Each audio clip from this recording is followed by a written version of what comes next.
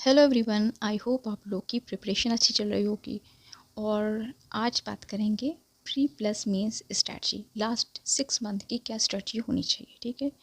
PCS के last 6 month की। और बहुत सारे डाउट्स आप लोग के हैं कि प्री क्या मार्च में होगा या मई में होगा या जून में होगा, ठीक। तो मार्च में प्री होने के चांसेस ज़्यादा हैं, ठीक है, पॉसिबिलिटी ज़्यादा हैं। और सुना जा रहा है कि मिड मार्च में होगा। देखिए, मिड मार्च में हो या कब हो, आपकी स्ट्रेटजी पहले आपकी प्रिपरेशन हो जानी चाहिए कंप्लीट, ठीक है। आप अपने एग्ज़ाम्स पर फोकस कीजिए, क्या चीज़ें पढ़नी है, क्या नहीं पढ़ना है, क्या पढ़ना है, क्या छोड़ना है, ठीक है। तो कुछ लोग सोच रहे होंगे कि पहले हम प्री पर फोकस करें। देखिए, ये बेस्ट टाइम है प्री का और मेंस का, ठीक है। इसमें इंटीग्रेटेड पढ़ना है, ये नहीं कि आप अभी से प्री को पढ़ने लगो। अगर आपका प्री क्लियर होता है तो मेंस के लिए आप रेडी रहो, ऐसा पढ़ना है, ठीक है। ये नहीं पहले हमने प्री पढ़ लिया है, अब मेंस पढ़ेंगे जब प्री क्लियर हो जाएगा, तो उसमें ना आप पढ़ पाओगे ना आपका मेंस क्लियर हो पाएगा, ठीक है। तो इसलिए इंटीग्रेटेड प्रिपरेशन चलती है, इंटीग्रेटेड प्रिपरेशन आप फॉलो कीजिए। और अभी मेंस पर फोकस कीजिए, आप नवंबर तक अपना मेंस दीजिए। अगर आपको लग रहा है कि प्री ज़्यादा टफ होता जा रहा है तो आप मिड नवंबर से प्री फोकस हो जाए, ठीक है।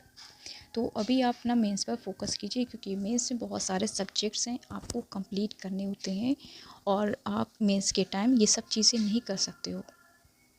आप नोट्स बनाओगे या फिर पढ़ोगे या रिवीजन करोगे या आंसर राइटिंग्स करोगे, ठीक है।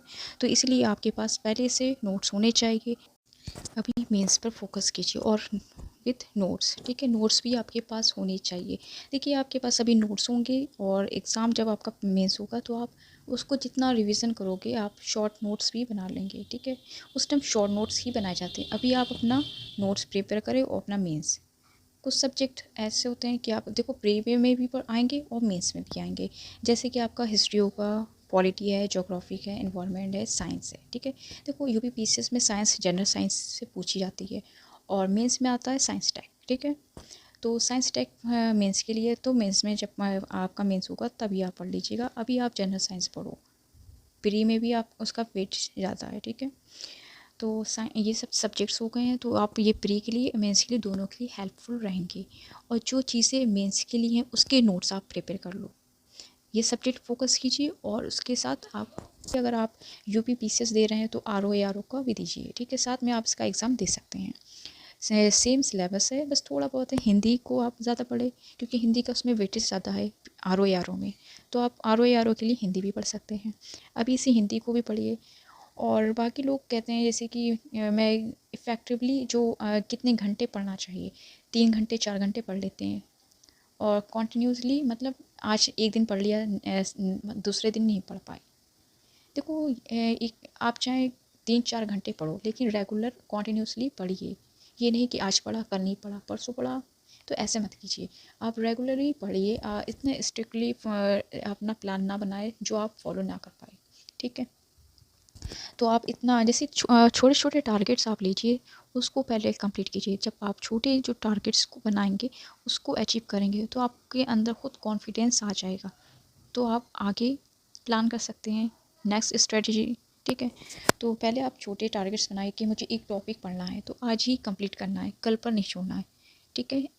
जो मैंने टॉपिक बनाया, मतलब जो टॉपिक है, तो उसी को ही आज ही कंप्लीट करना है, कल के ऊपर नहीं छोड़ना है। सो कल करो सो आज, आज करो सो भी, इसी के हिसाब से आपको पढ़ना है।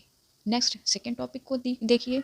अगर आज ही टॉपिक आप कंप्लीट नहीं कर पाए तो सेकेंड टॉपिक आप कब से पढ़ेंगे, आपका ना सिलेबस कंप्लीट हो पाएगा, ठीक है। सिलेबस भी नहीं कंप्लीट हो पाएगा। तो उसी हिसाब से आपको सिलेबस भी कंप्लीट करना है।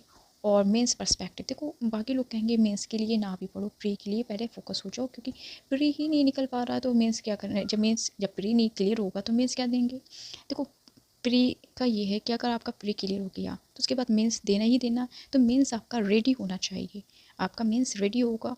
प्री जब क्लियर हो तो मेंस नहीं रुकना चाहिए। तो इसलिए आप मेंस की ऐसी तैयारी कीजिए ताकि आपका मेंस ना रुके, ठीक है। तो GS 1 में कितने सब्जेक्ट हैं। हिस्ट्री, हिस्ट्री है, ठीक है। फ्रीडम स्ट्रगल है, पोस्ट इंडिपेंडेंस है, वर्ल्ड हिस्ट्री है, जोग्राफिक, इंडियन सोसाइटी है, वेलफेयर स्कीम। बहुत सारी सब्जेक्ट्स हैं। GS 1 में आपको ये सब चीज़ें पढ़नी है, ठीक। और GS 2 में क्या पढ़ना है? Polity, constitution, governance, social justice, IR, ठीक। अब बात करते हैं GS 3 की। GS 3 में क्या पढ़ना है? इकोनॉमिक्स है, एग्रीकल्चर है, साइंस टेक है, एनवायरनमेंट है और सिक्योरिटी है, डिज़ास्टर मैनेजमेंट, ठीक।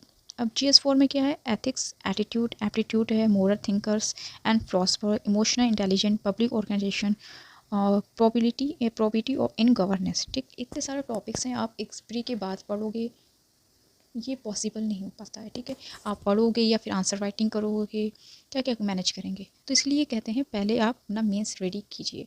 कम से कम आपका सिलेबस में कुछ तो आपके पास नोट्स बने हो, ताकि आप उन नोट्स को रिवाइज करो, ठीक है। नोट्स आपके पहले से तैयार होंगे तो आप उसका रिवीजन कर लोगे। आपको जब प्री के बाद आप फिर इधर उधर भागोगे, ठीक है। इधर उधर आपको भागना पड़ेगा, ना तो आपके पास नोट्स होंगे, ना आपके पास एक बेस्ट स्ट्रेटजी नहीं होगी। आप कैसे मैनेज करोगे? आंसर राइटिंग भी करना है, उसी में सब कुछ मतलब करना है, ठीक है। तो इसके लिए पहले आप मेंस के लिए नोट्स प्रिपेयर कर लीजिए। देखिए सिलेबस है, सिलेबस को लीजिए, उसके कीवर्ड्स हैं उसको गूगल करिए, ठीक है। कीवर्ड्स को आप नोट डाउन कर लीजिए नोट्स फॉर्म में, ताकि एग्ज़ाम में आपको प्रॉब्लम ना हो। तो प्री प्लस मेंस की क्या स्ट्रेटजी होनी चाहिए, चलिए इस पर बात करते हैं। जो मेन जो सब्जेक्ट हैं आपके हैं, पॉलिटी हो गया, ठीक, हिस्ट्री है, ज्योग्राफी हो गया, ठीक, और बाकी इंडियन सोसाइटी तो इसमें है, इंडियन सोसाइटी पढ़ना है। इकोनॉमिक जो मेन जो आपके प्री के लिए भी हेल्प करेंगे, ठीक है। इकोनॉमिक्स,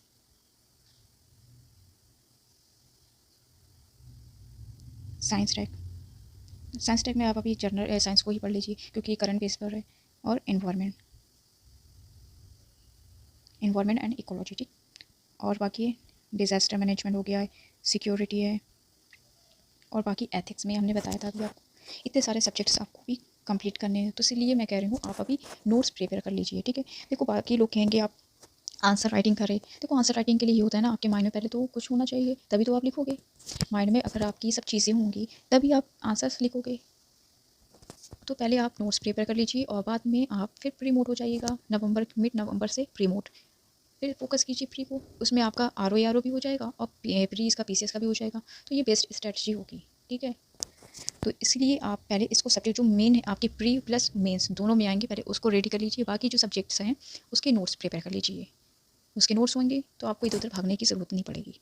तो यही मेन आपके लिए बेस्ट स्ट्रेटजी है कि आप इसे कंप्लीट कर लीजिए। अगर आप मिड नवंबर से नहीं पढ़ना चाह रहे हैं तो आप 2 मंथ्स पहले मेंस को कंप्लीट कर लीजिए, ठीक है। मेंस का पढ़ लीजिए विथ नोट्स, और दिसंबर से आप स्टार्ट कर दीजिए अपना प्री, क्योंकि आपके ऑलरेडी सब्जेक्ट्स GS के हो चुके होंगे। फिर आपको टेस्ट सीरीज़ लगानी पड़ेगी, घटना चक्र ये सब पढ़ना है, तो वो आपके लिए RO को उनके लिए भी हेल्प करेगा और PCS के लिए। हिंदी तो पढ़नी है, ठीक है। हिंदी पढ़ेंगे तो उधर आपको PCS में भी हेल्प देगा, इसमें CSAT में और RO में, ठीक है।